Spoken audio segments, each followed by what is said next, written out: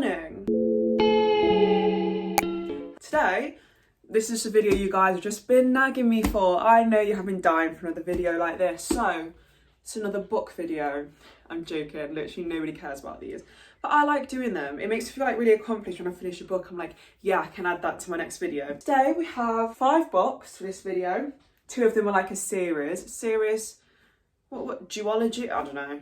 Making up words here. This book haul might be, well, not haul because I've read them all, book review. It's going to be a little different to others because I'm going to have a spoiler section and a non-spoiler section because I cannot talk about some of these books without talking about the spoilers in them. Like, I just can't do it. There's nothing to it unless you know the spoiler. And I will leave like timestamps in the description where the spoiler bits start and end, you know what I mean? So that if you do want to read these books, you're not going to have them like spoiled for you already. I'm starting with this book, 1984 by George Orwell. I always go to call it 1964. Right, this is my non-spoiler bit. It's a person called Winston, I'm pretty sure that's his name, and he lives in their like, it's like a dystopian like Big Brother world when Big Brother is always watching them and they're all meant to like love him, and like their jobs are like everyone's sitting in an office doing exactly the same thing. Like, they control what time you wake up, they control what time you have to be in bed. They get like their kids to like snitch on their parents if they do something wrong, and they pretty much get like killed if they do that. Yeah, his job is to rewrite the past, which is quite interesting.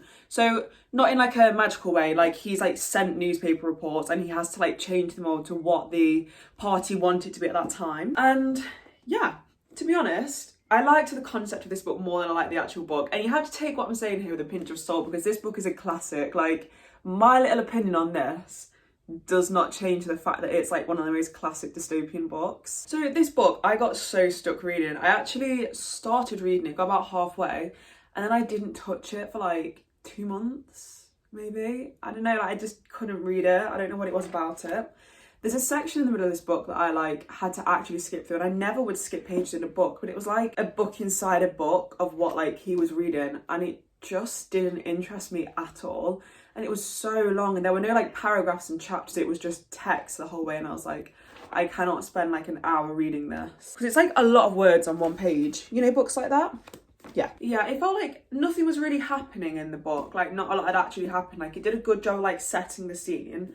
I remember being so happy when Winston and Julia, was that her name?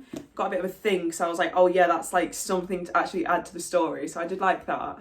Personally for me, and this is like a very personal opinion, I wish there was a happy ending for him and Julia. But that's just because I love a little like romance in a book. Like, I do like, I would never read a romance book like for its romance. Maybe I would one day, who knows? But I like shipping couples.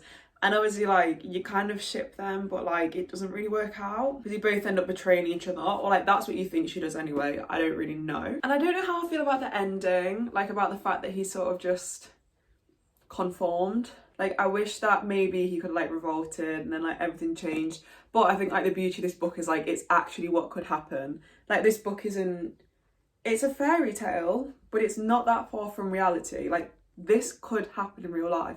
I would not be surprised if this happened. I ended up Googling this book after I read it, and it said, you know, there's a scene where Winston is writing 2 + 2 equals on the table, and in the book it goes 2 + 2 = 5, because that was part of like the big training bit that he did so that he would believe the party over his own logic. And apparently in one of the original copies that's being sold, it's just said 2 + 2 equals and then like nothing, so that shows that he like hadn't fully conformed. I would have kind of liked that, because then it's like you can't fully change him and his ideas, but actually in the one that ended up like really selling and like making the copies of it, like the edited one, it's 2 + 2 = 5. I just thought that was a little interesting thing when I found that out. Next book is More Than This. This book is absolutely huge. Look at that compared to the size of my head. I've got a really big head, so bear that in mind. So yeah, this book, genuinely, let me compare the book size. It's just a huge book. I don't know how to explain it. It's so fat as well. Anyway, I love this book, and this book is the reason that I had to do this whole video with spoilers. Because if you've read this book, then you know you can't talk about it without the spoilers. So I'll give you a little non-spoiler sort of summary here. This boy, let me find his name. I don't know what his name is. Seth. I think his name's Seth. If I'm wrong, sorry. I'm pretty sure his name's Seth.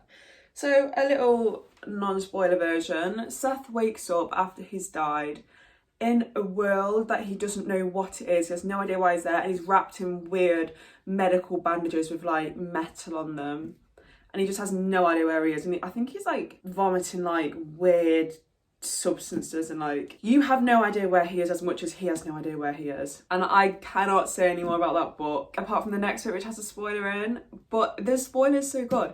There's this, so spoiler part now, this driver, and he goes around and kills anyone who's there with the baton.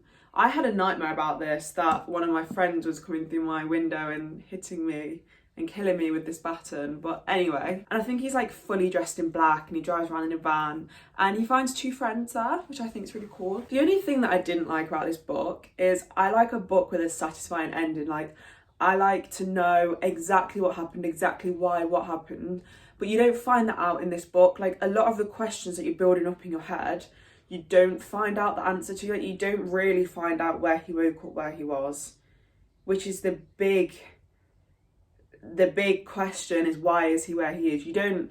And then like they went on a mission at the end to see if they could like go back into one of the coffins, and you just don't know if anything worked. Like, I remember finishing the book and kind of wishing it hadn't finished, because I was like, there has to be more to it than this. Like, we don't know who the driver is, we never find out who that is, we don't know where they are, we don't know what this big thing is that they're doing, and there's not going to be a second book to this either. Like, it's not like they're making one now. So I really enjoy the book. I do think it's worth reading. Like, go for it, really good book.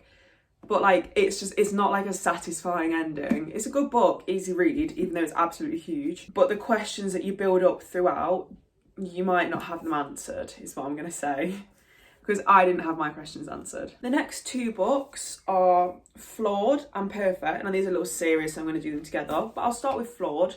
Well, basically the whole concept of the book is, what was the girl's name? Celestine. Okay, Celestine. I'm definitely saying that wrong, but that's how I read it in my head the whole way through the book. She lives in a world where everyone's perfect unless you do something wrong, but that can be like speaking the wrong thing, or acting in a way, or like aiding a flawed. And a flawed is when you do something wrong, you get branded as a flawed, like you get like a hot F put on your arm, if you know what I mean, or your tongue or your head or something like that. And then you become flawed, and then you have to sit on like different sections of the bus, and you can only eat certain foods, and you have to be in for a certain time, sort of like that. And she comes like a perfect family, like she is meant to be the perfect girl, and she does something that gets her branded as flawed. And there is a bit of a love story in there as well. Now I'm gonna get to the spoilers bit. I'm glad that the flawed thing that she did was something that I feel like we could all relate to. Do you know what I mean? Like, we would all want to help a man coughing on a bus. I loved her, and right, I said his name is Carrick in my head, but again, that's probably not how you say it. I loved it. The only thing is, if you were like coming to it for like a bit of like the romance, because it gets you really excited about it in the first book, nothing happens in the first book with it. You have to wait until the second book for them to really even like properly meet outside of their like cage that they're in. Also, something cool, can you see that? There's a little letter F. It's like, yeah, there you go. I just thought that was cool. That's on both the books. It's got a little brand on them. Yeah, I thought it was quite a satisfying ending. Like, this book had like a good ending. Like, when I read it and I finished it, I was like, yeah, like they've resolved the problem, they've got everything they need to do, and they're happy. So that was good. I have to go to lunch in a minute. Got a little while, I can still ramble about books before I have to go. But I'm going on a little lunch date. Do you want to see my outfit? I know you do. I mean, it's not that cute, let's be honest. It is just jeans and a top, but I like it. So yeah, I think these books are good. Even though they're quite big books, there's not loads of words on a page. You see what I mean? Like, they're quite... It's just easy to read. It's just a good book. A bit dystopian as well, and I like that. Last book is Looking for Alaska. Little non-spoiler version of this. Miles. I read this whole book without knowing his name, and I've just seen it there, because he doesn't really like refer to himself as Miles, and they have nicknames for each other. So his nickname is Pudge, I think it is. So that's how I see him in my head. But basically goes off to a different school, meets friends, meets a girl called Alaska Young. Alaska Young? Yeah, Alaska Young. And, well, they end up looking for Alaska Young. We'll just say that, because obviously I can't really spoil it, can I? But I really enjoyed this book. I think it was quite true to how teenagers are. Like, they did sort of like go and like smoke and drink. And I'm not saying that I smoke and drink, but it just wasn't like, you know how some writers, they write teenagers and it's like Teenagers do not do that. Like, that literally does not happen. I feel like this book wasn't like that, so that was good. Okay, a bit more spoilery now. I wish this book had a happy ending. Why did she have to die? She like died like halfway through it, or like 2/3 through or something. I just felt so sad because like the main character's life was starting to change, and the girl that he like loved like was starting to really like. When?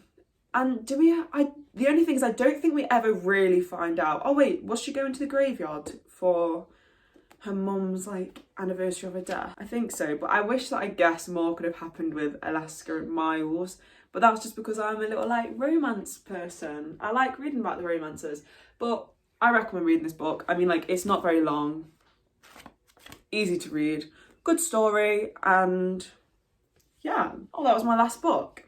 Acting surprised like I've not got the pile in front of me. Thank you for watching this video. Do you want to see some of the books that you might have coming up in the next sort of book haul? This is my little bookshelf. Paper Towns will be in the next video.